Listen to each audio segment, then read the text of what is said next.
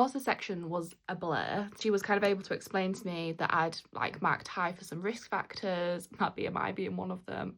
I was heavy. Because of these factors, they were able to give me medication to help with bleeding before they even started the section, which I knew nothing about, which is really interesting to know. She was able to explain as well that when they were operating on me, they observed that my uterus had lost tone.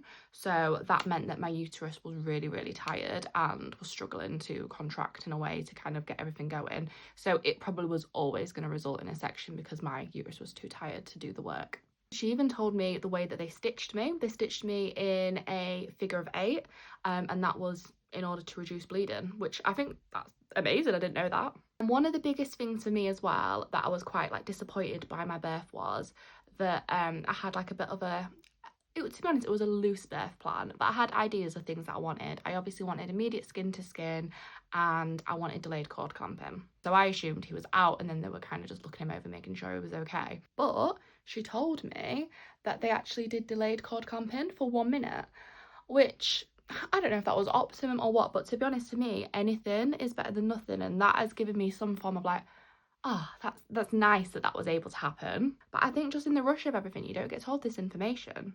And also it's like, I understand they don't give you all that information because like that could be a lot of information for someone that's already going for all these other physical things. It makes sense. Definitely provided me some reassurance and, I don't know, clarity. I think clarity is a big one. Because whilst I still do think maybe some things could have been avoided, I understand like a lot of the rationale for why they did things. And that's not to say women are just having so many emergency C-sections, and I think there's definitely some like maybe over caution. But in my case, it's hard. It's really hard because like you can't go back in time, and I don't know what would have happened.